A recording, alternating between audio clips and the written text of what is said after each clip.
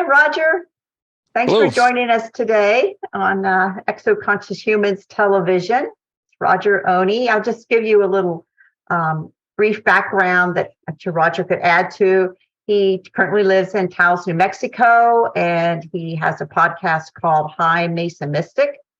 He underwent rigorous psychic training when he's living in Chicago. He's gone on a shamanic type vision quest. He's a healer. He's an advanced healer, actually, with energy work and spirit healing. And he's been in the corporate sector, the corporate computer sector. And Roger's been with us in Exoconscious Coaching for almost 6 months now, I think, Roger. Yeah, has been. So, yeah, it's been good. So today we're going to speak about Roger's childhood, because one of the first places we start in Exoconscious Coaching is with our childhood, our birth, what we remember, and we share that with one another. And also by sharing, we begin to open up the memory of what occurred to us in that phenomenon. So Roger had a very interesting dental encounter recently, that when he was an adult, that we're going to pick up and talk about his childhood within the context in the beginning of that dental experience and what happened. So can you share with us, Roger, what happened during that dental experience that you remembered about your childhood? And what you had remembered before. So how was your childhood contact seen before, and then how did it change after the dental experience? Yeah, I think, to back up, I just to put it all kind of in a slightly larger context, most of my adult life, I never really believed that I had any experiences like this. But when I was a kid, like the memories were there, but I didn't really acknowledge them. And I mean, I even went through a phase like in the mid 90s where I was reading all these UFO books and experiencer books, and I was reading them totally as an observer from the outside, thinking, oh, that's fascinating. That's interesting. It didn't really hit home until it was around 2012, around 2011, 2012, that I was listening and reading and thinking, and they said, if you wonder if you had these experiences, just ask. And then I started remembering experiences and dreams from when I was very young. Like I'm talking like 3-4 years old. And I think it was mostly around the age of 4. So that's kind of the backdrop. I had always, if anything, I never really knew what they were or what happened, but I tended to always think of it as a one-time thing when I was a young child. So that's kind of the backdrop. And then to the dental visit, I most of my life I've had dental anxiety. So going in to get dental work, I'm not afraid of the pain. I've always had this chat with the dentist. I'm not afraid of the pain. The pain doesn't bother me, but I don't try to explain what it's about, but it's something about being in the chair and just the whole experience, and it's very anxiety provoking. So I learned, I was maybe, I don't know how many months ago now, like around October sometime, that I needed to have a crown done. I've never had a crown before. And the dentist that I was seeing was very upfront. He's like, yeah, this is not going to be fun. You're going to be in the chair for a couple hours. It's going to be a lot of drilling. So I had a few weeks, between learning that I was going to have the procedure and having the procedure. And so, going into the procedure, I just did a lot of my own work. I did a lot of, really working with my body, really, this may sound a little weird, but I could literally talk to parts of my body to kind of help them understand, that we're doing this, for our health, for our benefit. And so I was just doing all these kinds of things that I've learned over the years. And I was practicing breathing techniques and, meditative stuff. And on my drive to the procedure, the one thing that I really do remember that might be a little different from other times is that I asked for help. I asked for guidance and help. And there are a particular kind of small group of beings that showed up in a dream state years ago. And I just felt for some reason connected to them. And I asked them just to help me through this and help me, have the best possible experience.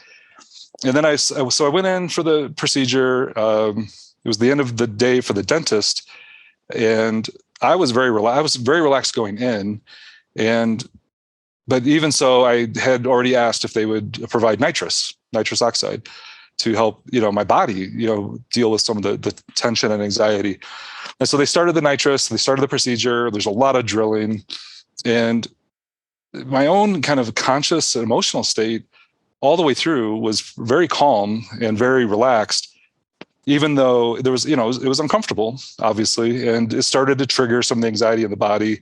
But I don't know how much nitrous the dentist was providing.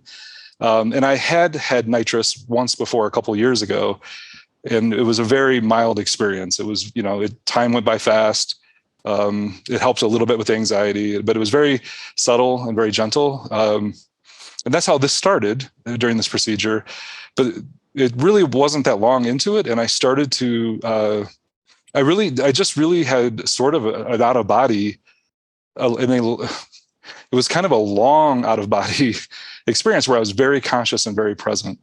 And the first things I began to observe, because I was able somehow to be very conscious and very present, but able to observe my own body and my own body's reactions and sort of the anxiety and the tension that was coming up in my body, but almost like from a distance somehow. And it wasn't just me. I could also very easily see or feel that how my anxiety was making the dentist anxious, but I was very neutral about all of this. I wasn't trying to change any of it or fix anything. I was just able to observe it all. And that was really amazing. It was a really amazing place to be. And so I just became incredibly curious about this whole experience, because I'm in this chair for a couple of hours. So like, what am I going to do? And if I started to float too far away, my body started to really react negatively to the procedure. So I had to stay with my body enough to be able to kind of come back into it, if that makes sense, to keep it from, having too many problems. And so in that process, I just started to observe and notice things. I was really curious. And like, there were a couple things that happened that really took me back to the childhood stuff. And I again, for context, I didn't go into this dental procedure thinking about anything related to exoconsciousness or these childhood experiences. I really just wanted to get through it as best as possible. But during the procedure, there's drilling, a lot of drilling, and there were shots to numb my jaw and that kind of thing. So I wasn't feeling any pain. And at some point in the procedure, I heard a part of me sort of cry out, like, why don't I feel pain? Where's the pain? It was almost like I wanted to feel pain. And I knew that was not present time Roger. Like, I was really happy to not be feeling pain at that time. So that was a clue. And then I also started to just sort of see where the anxiety and tension was in my body. And it was lower down than I thought, because, I for some reason, I just always assumed that all that, whatever happened in my jaws or my teeth. And that's what was causing all this anxiety. But I just saw it lower down in the body, lower chakras. And so I was asking at this point, like I felt at the time, and I still feel, and I don't know what this was, but almost like a presence with me that became stronger as the experience went on. I don't know what that was. I mean, it could just have been some part of my own consciousness, or it could have been those that I asked for help going in. And whatever it was, I felt very strongly that they were saying to me that I could ask anything I wanted, and I could have any answer I wanted. And that was really shocking, because I did start to ask and think, like, well, what is this about? And where is this coming from? And where is that? So I was asking about this anxiety that was in my body, and all this it was trauma. There was trauma in my body. And I started to say, where is this trauma coming from? And they were like, do you really, like, you can see it all? Do you want to see it? And then I had this big flash of like, okay, maybe not right now. I'm sitting in this dentist chair. I'm going to be here for a while. And that was just an amazing place to be. I felt there was so much freedom, and I felt so much gentleness despite this awkward physical situation. And I genuinely felt like anything I wanted to know, I could know. And that was it brought a lot of peace to me. And I'd never really thought about that before. So I didn't ask for anything big. I didn't go looking for anything big. I just kind of stayed with it all. And in that, I did start to hear or feel gentle kind of responses. And at one point I was thinking about, this is probably what happened. I mean, I was starting to feel like this is what happened to me when I was younger. This feeling of not feeling pain. And like when I thought about where is this coming from? I want to feel pain. And I realized there was some childhood memory or experience of being in this exact same state, of being numbed, being like not in my body almost, and seeing things happen to my body and being really, really confused and really upset that I wasn't feeling pain. Not that I wanted pain, but I didn't understand how that could be possible. And so I really felt that this was something that happened to me when I was very young. And it came to me very clearly that it wasn't just one time. And that hit me kind of hard, even though I was like, in this kind of peaceful state. It really surprised me to kind of receive that message. Like it wasn't just a one-time thing. This happened to you many times. And the other thing about it all was I just really feel like whatever happened when I was a very young child, there's some relationship to how nitrous works. I haven't dug deep. I'm not sure they fully 100% understand how nitrous operates in our brain and our body, but there's something about that. And I just feel like whatever happened to me when I was a child, I think it didn't go the way that they thought. Like whoever was doing whatever to me, it seemed like they had a process to remove the person from the body, like the consciousness or something like that. Mm-hmm. But I was there and I observed it. And so the last piece about all of this that really struck me is that from around that time, I thought, okay, I may have had these experiences as a child. There were times where I really wanted to remember. And over the years, I think I began to just kind of believe that this child part of me knew what happened, but was afraid to share it, or, I wasn't able to remember it from that child part. And the thing that became really clear during the dental experience was because while I was having this experience, I kept hearing this voice, I want to remember, I want to remember, I want to remember. And again, that didn't feel like present time Roger. I'm like, where is that coming from? And so it became really clear to me that there were, it's hard to even articulate, but there were parts of me as a child that had these experiences that absolutely remembered all of it. But what was so upsetting even to that child part was that when it was no longer happening, the other part of me had no memory of it at all. So the part that was going through these traumas and these experiences had wanted other people to know. It wanted to be able to tell my mother. It wanted to be able to tell other people. And so it really wanted to remember. And it didn't. I didn't as a child.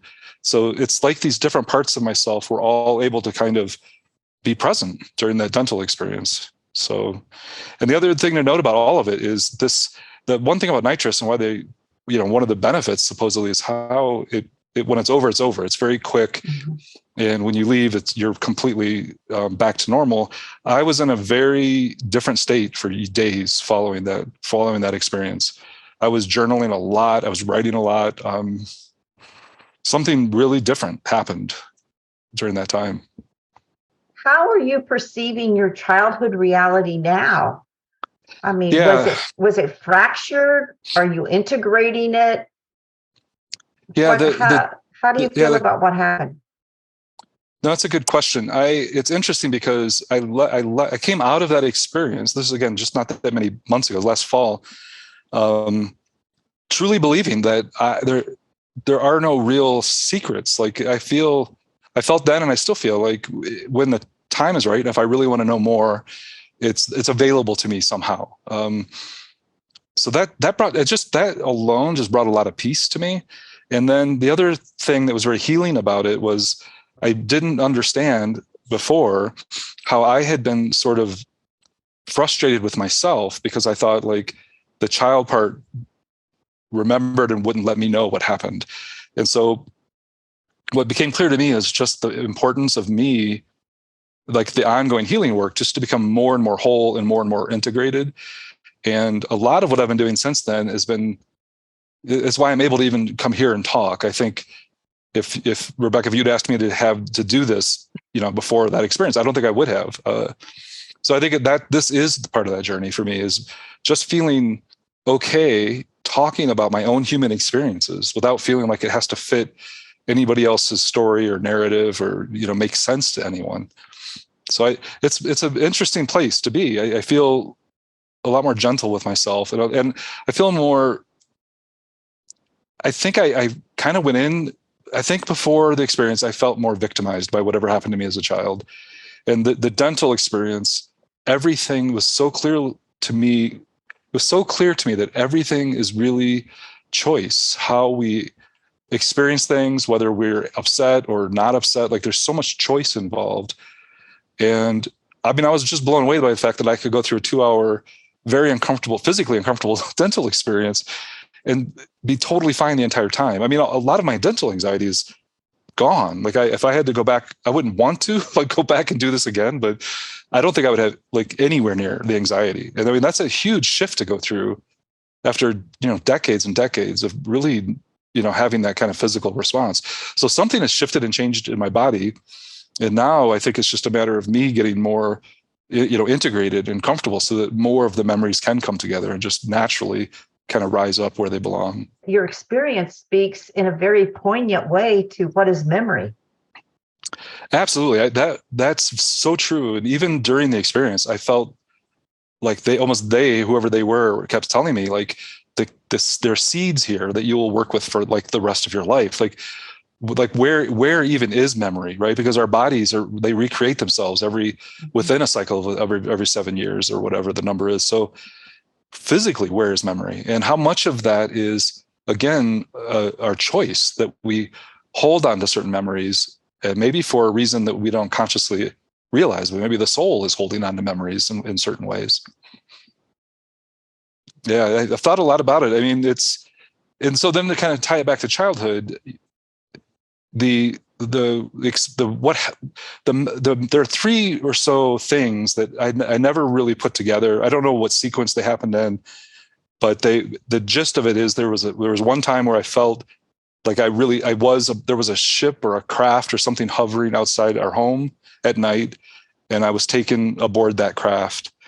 I don't remember the beings. I don't remember much about it, but I just remember that being there, like right outside, and that I went aboard that.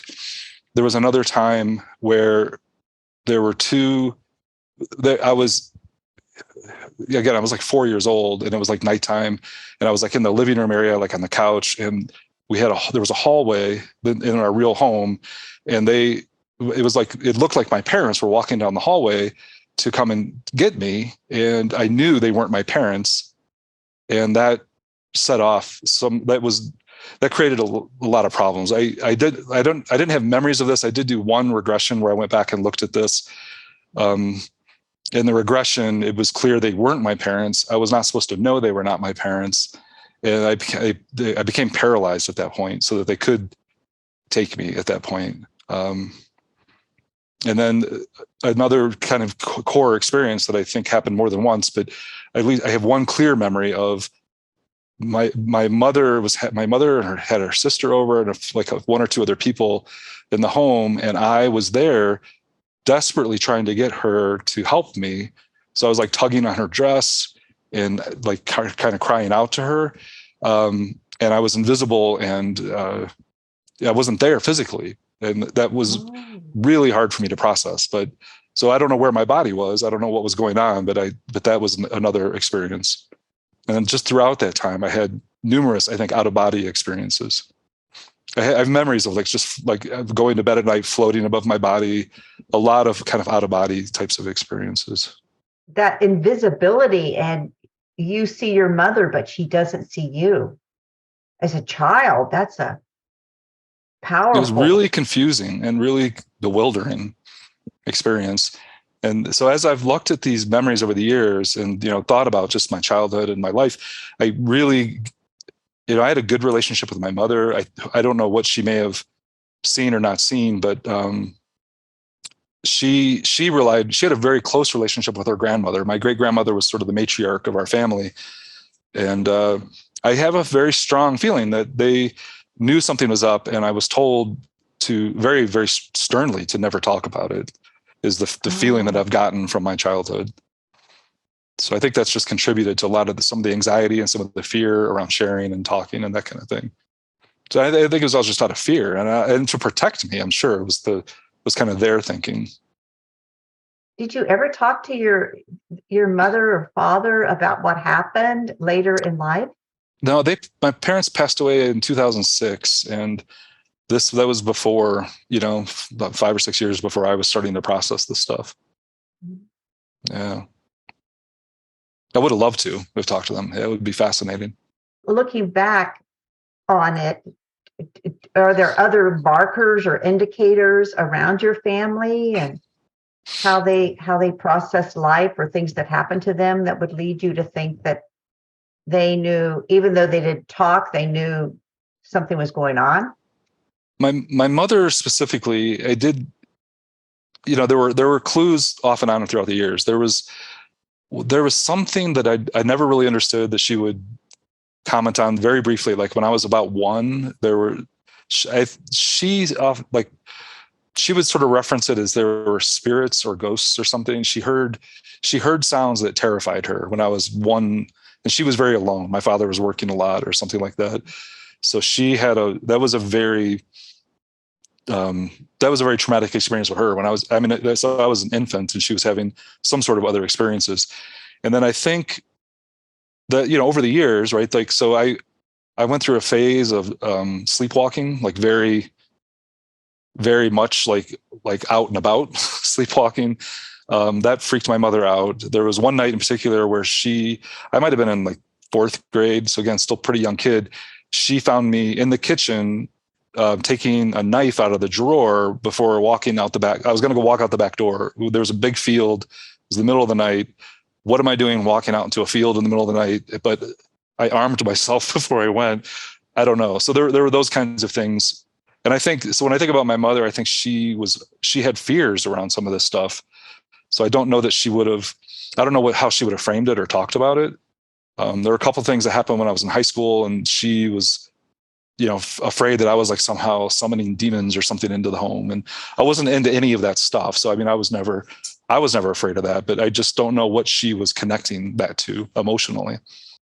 Did you have any kind of a feeling of a star family, or how did you relate to being on Earth and having these things happen to you? How did you integrate that and kind of move between worlds? Yeah, that's it. I mean, it's interesting, and that's what I've really enjoyed about this coaching program, is to be able to talk about this stuff and connect the dots.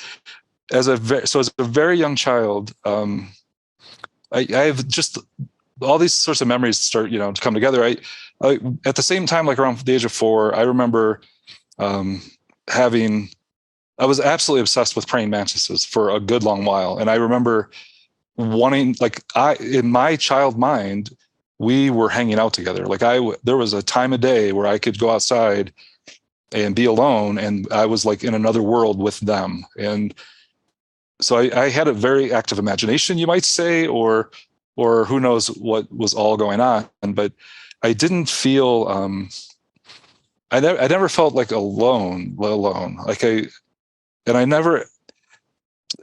don't know where, I've heard this before from other people who've had some of these experiences, that like your human family is not your real family feeling. I love my family, and I think they loved me. I mean, I know they loved me, but I definitely never, even when I was very young, I didn't feel like I fit my family.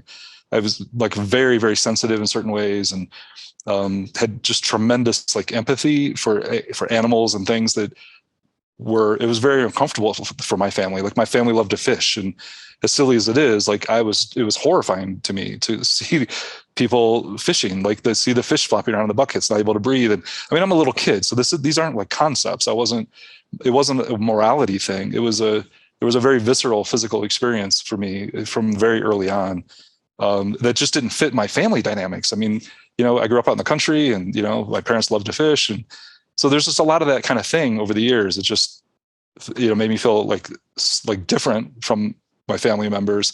And then I do have a clear memory of finding my birth certificate. I was going through some old boxes when I was like 12, and I was shocked. I don't know, like again, it wasn't like a conscious thing, but I just had assumed, like I didn't know where I came from. I just assumed like I got dropped off here or something.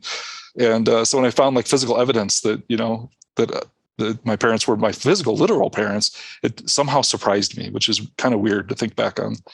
I look like my father. I mean, I look like my parents, and I know I came from them physically, but I have a question, like, where did those ideas come from such a young age? And, that's not, yeah, that's uncomfortable sometimes, to wonder if if some other whatever, we're talking about here could have planted messages or thoughts or ideas like that.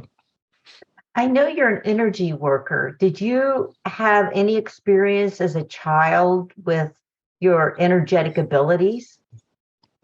What I remember being very, very young is that I was just absolutely convinced that I could heal from absolutely anything. Like, I had no fear of any injury. Like, I would jump off of the roof of things. I know a lot of kids do this, so I know it's not like bizarre, but I mean, I did these things, not just, I mean, part of doing them was I had this intrinsic belief that if whatever happened, I could fix it. That didn't even bear out in real life. I broke my leg, I broke my arm, like I was in a cast. It was very uncomfortable.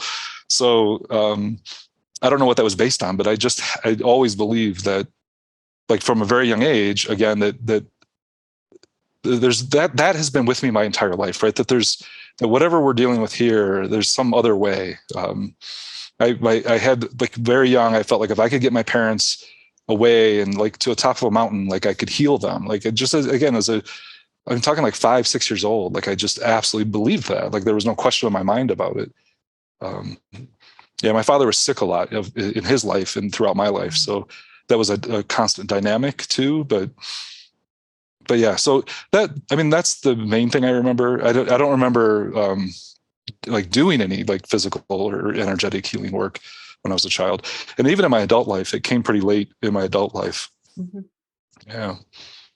But what about your spiritual aspects? Did you have any feeling of spiritual connectedness that maybe wouldn't be typical of a child? Or From a very young, I mean, I always felt completely and utterly safe out in nature and outside.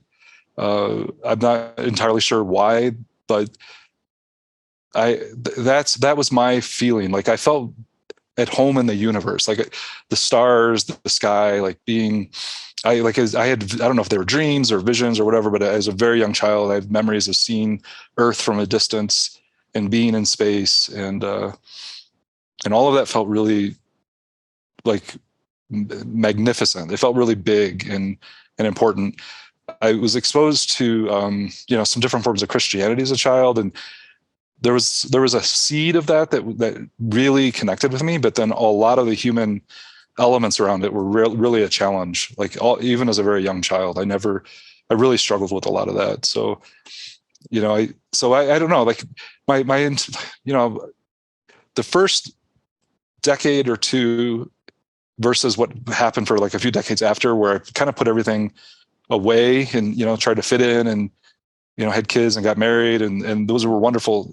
It was a wonderful part of my life, but there was this other part of me, I think, that wasn't fully as online and integrated, and a lot of that came later, back, like, really around 2008. It was really around 2010 when it all really started to really click. so it sounds like you had cosmic consciousness as a child. I mean, that's a way to put it. Yeah. It all, like, the things that I contemplate now and explore are things that were very natural to me as a very, very young child. And again, like, when you're a kid, you don't know the difference. Like, you think everybody thinks that way. So it's now that I've had kids and I've worked with kids, and it's amazing. And we're all different. We all find ourselves in this universe in a different way. So it is fascinating, like, to think back how I saw myself. I think I may have shared this, in other contexts, but I have, like, these memories of carrying around, like, a huge, like, textbook full of star maps as a kid. And I know I didn't have a physical book like that. So these kinds of things pop up. And I'm like, where did that come from? Like, and it was not just like it's not just a one-off memory. Like, I would take this book and I would climb into a tree or climb into the attic. Like, I would go away from everybody to study this huge, massive book of star maps. And I'm like, where does that come from? I have no So, idea. so you didn't physically have this book. You There's just no had the way. memory of having the book. Yeah, we didn't have a lot of books when I was a kid. I mean, books were kind of a big deal. And if we did have books, I know, I mean, I don't remember us having any books, but even if we did have some books laying around, I can't possibly imagine how that we would have had a big book of star maps laying around. And that was a key, there was like a key part of some part of my childhood was studying, like it was important to study these maps. So yeah, I don't know how it all fits together, you know. Have you regressed around that at all?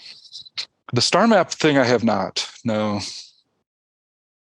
it's been a while since I've done anything regression wise. It was really the quote unquote abduction, you know, whatever that was, and that was the only thing I really went back to. I mean, I've done other regressions like around past life stuff, but I haven't. It would be good to explore some of the childhood stuff for sure. Because I think anytime we can connect, you've gone so deeply into what's memory and how we integrate this. And now I think just holding a physical book, holding a physical object, and where, why, and how, and by whom was that memory implanted would be.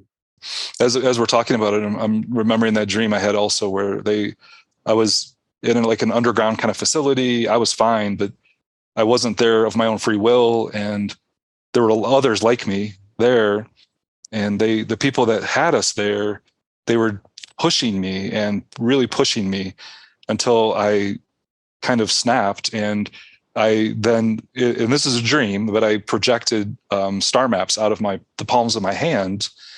So that dream comes instantly to mind when I think of the book, which is really interesting. And this dream I had in my adult life, like maybe 10 years ago or something like that. Like it's more recent. So what happened when you projected the star maps out of your hand? I felt Which I is felt like I had energetic. betrayed. I felt like I had betrayed my people, or I felt like I'd done something really wrong. Like it was manipulated and pushed out of me. So I felt really, in the dream, I just felt really bad about it. But it, like physically, it felt fine. Like it was not painful or anything.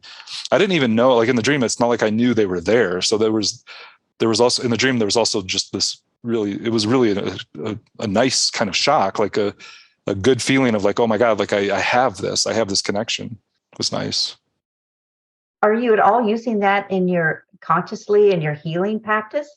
What I use, I'm careful, very careful what I allow in with the healing work, but I do connect with, like sometimes I'll just use the language of, my star family or my soul family and my ancestors. So I will connect and ask for guidance and that kind of thing before the session. Like it's just in my world, kind of the way I go about things, I like to make sure I'm the one doing the work because I'm the one interacting with the client, and I feel accountable and responsible in that way. So I'm always really cautious not to invite anything or anyone else into the space that's the actual healing work space. But I do feel connected, that there, I feel very strongly that there's a lot of guidance for all of us. I don't claim to know what that guidance is. Like I don't know. I think there's a lot of mystery to it. Like what and who we're really interacting with. And what part of it's us and what part of it is them, and Absolutely. what part of it's us being them. And yeah, even the dental experience, I felt like there was guidance there, but that might have been my own soul, my own consciousness. Yeah. Could have been. I don't know. Yeah. That's why it's so important to delve into these deep questions about soul and who we are, the different facets of our multidimensional being. Yeah, that's the most exciting thing about this time is I just think we're capable of so much more than we can even imagine. And I think that's incredible territory to explore. So you're a father, and thinking back to the experiences that you had as a child, Mm-hmm. could you share any tools or suggestions that you would have with others to say how best to raise a psychic child, how best to raise a child that has these experiences they don't understand, and what did you do with your children? What would you suggest other people do with their children? Yeah, my Yeah, my children were wonderful teachers, are wonderful teachers for me. And we all come in, there's so much we come into this world with already. The one thing I would say is that I think, and I think this applies broadly in so many different ways of life, but all too often, it seems like it's easy to get caught up thinking that we have to either believe something or disbelieve something, that we have to validate something and confirm something, or, poo-poo it and deny it. And I think when it comes to kids, it can be really powerful to validate them, without having to feel like you as a parent are validating like a fantasy, or like just validate the child and let the child have their experience, and definitely like whatever you can do to keep those experiences, to keep them talking and sharing, or just being open and listening to that. Like I don't know what happened, but as a child, again, I felt like I had good relationships with my family, but I was very shut down. Like it was very clear, like there are things that are going to be harmful to you if you talk about these, and harmful to us as a family.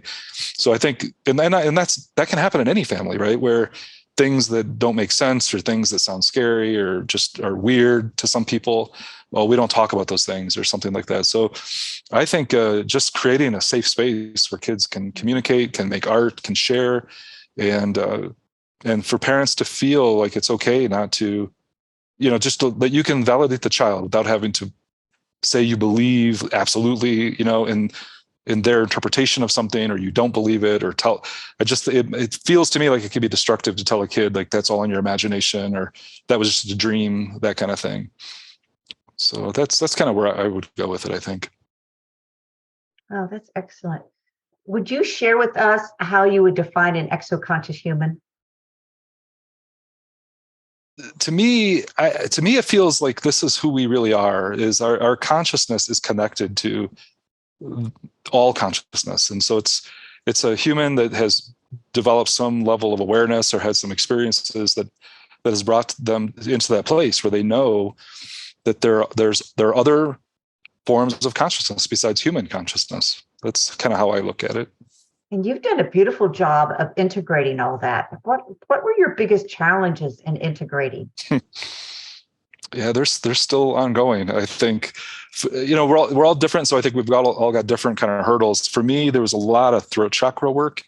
In fact, I'll never forget, early on, when I was opening myself up to energy work, I would go to different healers because it was so fascinating. And so very early on, I went to one who did like a crystal, pendulum, like a pendulum kind of thing. Yeah, like a dowsing. But she said, "Oh, your throat chakra is, you need work in your throat chakra." But then she didn't really tell me what that meant or what to do about it. And then, years later, I went on and studied myself for like years. And, I worked with a teacher who wrote a book on the psychology of chakras. So, I mean, I got a lot of answers over the years, but it's fascinating how those things they'll just keep coming to you, right? You'll just get message after message after message, and lesson after lesson after lesson. So really for me, like even saying yes to this interview and just trying to show up and be able to communicate and talk and have these conversations. And that's, you'd mentioned the podcast. That's why I care so much about starting this podcast. That's the only real agenda. Like it's to allow others and help others and support others as we all just share our just human experiences in life. Like, what's the big deal? Like, why should that be, a challenge? And yet it is for so many of us, Wow, we thank you so much for sharing with us. And if people are interested in listening to your podcast, how do they find that? And how do they find you as an energy worker?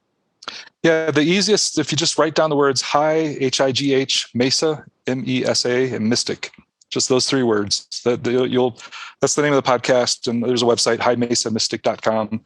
It should be pretty easy to find me at that point.